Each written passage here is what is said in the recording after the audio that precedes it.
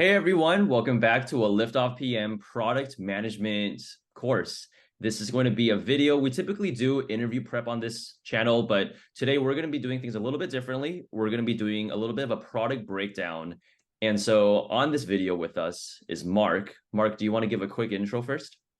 Sure. Hi, everyone. My name is Mark Rose, and like Kevin, I'm a seasoned product manager. I've been at Google for a bunch of years, done my own startups for a bunch of years.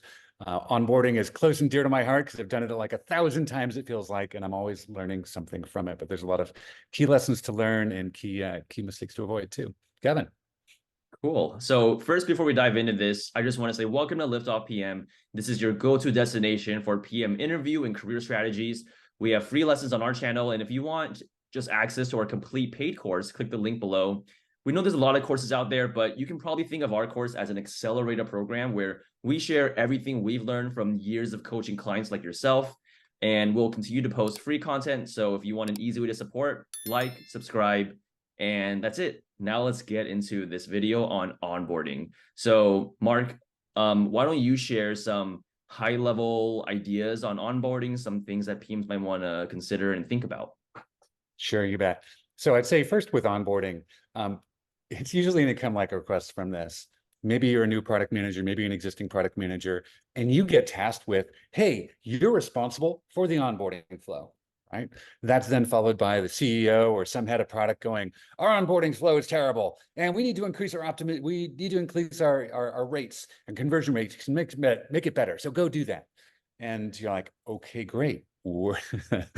Now I've got this massive task, which is kind of ill-defined, and what do I do? So I think it's really important to kind of start on a premise of understanding the purpose of a good onboarding flow. And a good onboarding flow, and this is true in the online world as it is the offline world. So you want to make your users feel welcomed, right? You want to make them informed. You want them to be a capable experience. So really what you're doing is you're setting the stage for a really positive and long-lasting relationship with a product or service that you're building. And really, at the highest level, the onboarding flow should seek to optimize two things. So one is increasing adoption, which is of all the users starting through the flow that they can get through it. And the second part is about driving long-term retention. And there's an implicit trade-off here, which is that you could actually make an onboarding flow super thin, but then it's going to drive down your long-term retention rates. Similarly, you can make your onboarding flow pretty thick, but there's going to be less users getting through the end that you're ever going to need to worry about with doing retention. So the real question is, what's the right level here? And so with that, you're beginning to understand that like onboarding is not just a simple process of just onboarding users. It actually serves many, many goals, right? So what I'm going to do is walk through some of these goals, and we'll walk through some simple examples of some apps that do this really thin, and then we'll walk through some apps that have a much thicker version. But if we look at the goals, first and foremost, educating users, right? Introducing key features and functionality. That's really, really key, because if people don't understand what they're buying, they're not going to buy it, right? So that's a really, really important part of the adoption process. Similarly, engaging and motivating them, right? Having a clear call to action that drives into your adoption flow, your onboarding flow is important. And then certainly, as you look at the onboarding flow, you really want to simplify it, right? So you want to reduce complexity, you want to simplify fields. And these things may seem obvious, but a good onboarding flow makes the transition from a new user to an active user like really smooth and straightforward as possible. Another goals you might want to have are setting expectations. Like, okay, if I sign up for this, what am I going to get? And it's always good to have, Disney actually has this term of the velvet rope. And the velvet rope is, you can see behind this red carpet and you see this cool, shiny thing on the other side, but you can't get across because there's this velvet rope. And that velvet rope is really your onboarding process, right? But by setting expectations ahead of time, your users are really clear, like, yeah, that's really cool over there. I want to get there. But I've got to, of course, cross this velvet rope. And then the last things you want to look at are things like building a relationship. Believe it or not, in the onboarding flow, you're actually setting the foundation for a long-term relationship. So you're setting aside things like trust, privacy, security, right? So these things you want to make them seem obvious and evident in your onboarding flow so that users look for these things and they feel like, okay, I can trust this brand, I can trust this service, and it's something that I'm used to getting into. Certainly gathering user data is another important goal, but you want to optimize. Again, like you could collect tons and tons and tons and tons of data, but you want to be careful about optimizing it in a way that says, look, I'm going to gather this data, but it's really valuable for me to do it or necessary for me to do as part of the onboarding flow.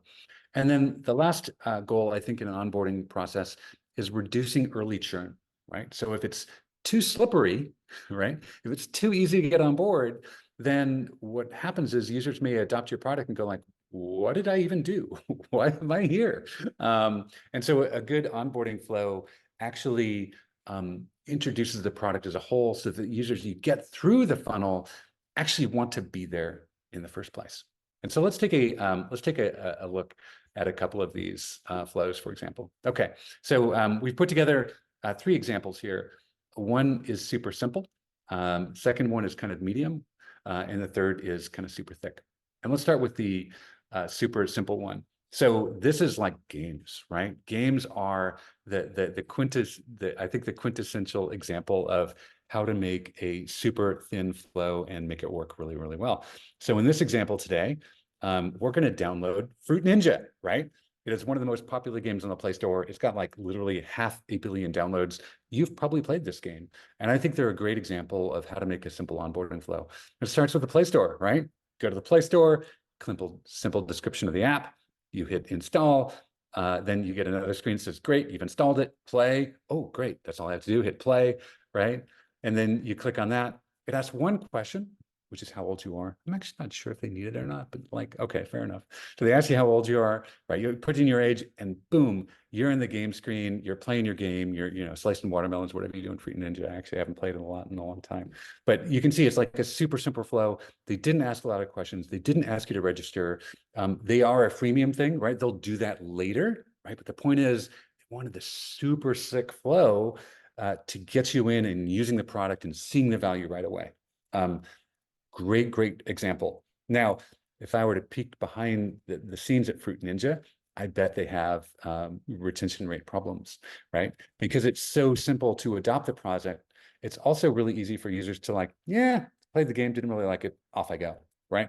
So they probably have that issue where they're working on their retention rate. So their adoption rates super good, but they're also working on their retention rates on the other side of the equation. All right, let's take a look at the next example. Next example, Walmart, right? Everyone's seen Walmart. I'm sure you've shopped at Walmart. I don't know if you've shopped online at Walmart, but I think they do a pretty good job. So when I look at the Walmart experience, right? Same sort of thing. There's an app and you download it, and you get to a screen like, hey, welcome to Walmart. You can check in or log in if you don't have that already. And so we did the kind of let me do the check-in process and sign up for an account. And it's really, really simple, right? Step one, put in your email, off you go, right? There's one button, you hit continue and you're off on your way. Then it's like, oh, okay, we don't know you, right? So they check in case you exist already, but we don't know you. And so we're going to ask something really simple. Okay, just give us your name, because now we've got your email already. We're not going to ask for that again, obviously. Give us your first name, your last name, and create a password and create an account. Right, simple as that. Like not a lot of information, pretty simple. And then once you hit that button, then they have a verify process. A lot of questions whether the verify process is really useful or not. And if you do your conversion flows, you'll see people drop off on here. But they have a process for it. And by the way, this is a top brand, right? They are competing. If you think about from Walmart's point of view, they're competing with Amazon. They are number 2, right? So I'm sure they have executives going, do we need this verify account step, right? Because I know if they reduced it, they would probably increase their adoption rates. But there's other trade-off problems they would have. They would have spam and bad users and things like that, right? So these are questions that a leading brand has asked and answered, right? And it's not because they weren't thinking about it, it's because they asked and answered that for themselves. So as you're building an onboarding flow, you'll probably have this question, well, do we really need to verify an email? Good question. But you should know even a leading brand like Walmart, and I say leading and also trying to play catch up to Amazon, right? Wrestles with this question too. And that's what they've decided to do. I actually think it's a really good thing. I don't think the step's that hard, especially if you want to shop. So you get your verification code. There you go. Pretty simple. And then you get maybe a splash screen or two where you can get notifications or not. And then boom, you're in, right? It's pretty fast, pretty slick. And you can start shopping right away. Now, of course, they haven't asked for credit card information or billing information or address information or anything like this yet, because it's not necessary, right? But at this point, you're onboarded, right? You've got an email, got a name. They kind of know where you live a little bit. And so they can start targeting and refining the experience from there. Okay, let's see. Kevin, do you want to talk about the next one, like a good longer, thicker client?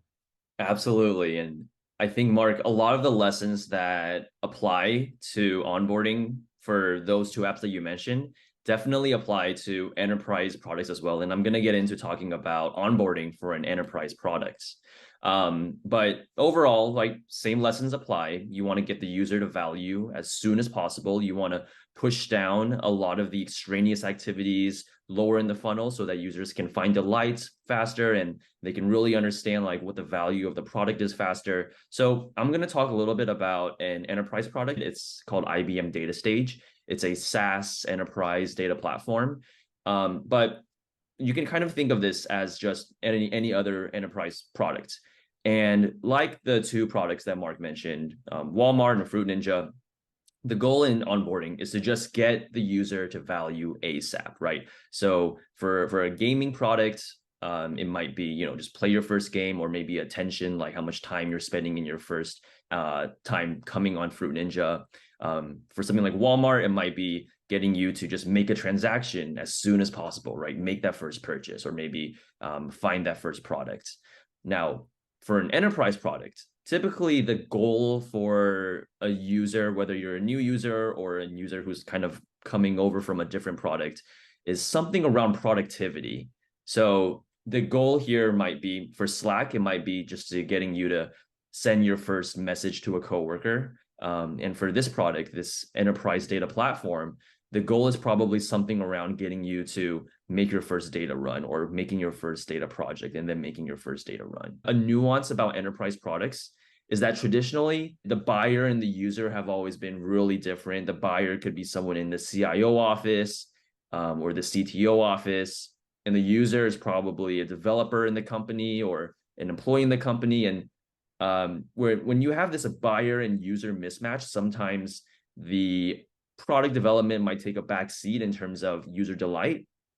But nowadays, with Slack and more product-driven enterprise products, employees really can speak up if they feel like the products that they're being forced to use in the workplace don't have a really good experience, and they can really speak up and try to get the company or the buyer to change the product. So nowadays, enterprise products definitely care a lot about onboarding and user retention and things like that. But if you do from a higher level compare consumer products and enterprise products do have the aspect that you kind of are forced a little bit to go through the onboarding process regardless. Let's dive a little bit into like what onboarding is like for like this SaaS data product.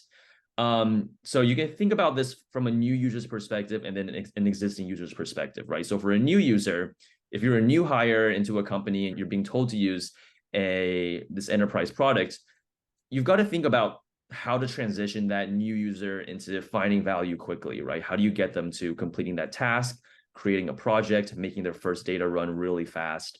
You might have things like templates that might help them find ways to create sophisticated runs really quickly. You might have things like tooltips to kind of point them through ways to navigate a really complex user interface. Typically, these enterprise products have much more complicated UIs than something like Walmart or Fruit Ninja. I'd also say that documentation is really important here. It's more likely here that your users are going to have time to sit down and read through documentation. So you might want to think about how you deliver that, whether it's through a webinar or through videos that they can watch asynchronously, or maybe just plain old PDF documentation, or some kind of self-help part of a website that users can go to. So for really complicated products like this enterprise data platform, some of the things you might be doing would be choosing a template, creating data connections. And throughout this whole process, you just really want to make sure that you're helping to smoothly transition this new user to someone who can find value really fast as well. On the other hand, you also want to think about existing users. So for something like this enterprise data platform that IBM had built, we had to really think about how do we transition someone who's coming over from another similar product or from an older version of the product. So we'd have to think about migrating people over, migrating their projects over, right? These are people who have probably spent years and years building really mission critical projects that are running really important things in the company. So you've really got to be conscious about how you're also migrating over their existing work streams and you're not disrupting them so that they can quickly onboard onto the new product that you're selling. Now, I think the last thing that I'd say here is you also want to consider the next steps or the next pieces of value that you really want your users to experience. So what happens after your user does some activity on the product, right? It might be something like you want them to share the project with someone else in the organization. Maybe you think that the product will become more valuable as more and more people in the organization are collaborating on a project, right? So then you've got to think about, okay, like, how do I add my coworkers? How do I share this with my coworkers? How can I make it easy for my coworkers to annotate on this project? So these are all things you've got to consider. And those are the main differences between consumer and enterprise onboarding. Before we wrap up, Mark, do you have any final thoughts or anything you want to react to with regards to the enterprise onboarding flow that I just walked us through? No, I think that's a great summary. I think a couple things we wanted to add just as we're talking this through. I think there's a question that I constantly get asked, and the question is adoption versus retention, and what's more important? And the way I answer that question is, I think in the short term, adoption clearly is more critical in the immediate context of onboarding, right? Because if you don't adopt someone, then they're not onboarded, right? And then retention becomes irrelevant. But in the long term, retention really needs to be the focus for your successful long-term product. So really your long-term success depends on keeping users engaged and ensuring that they find real value in their product. And it wouldn't be obvious if we also didn't leave you with the three biggest mistakes that we see in onboarding.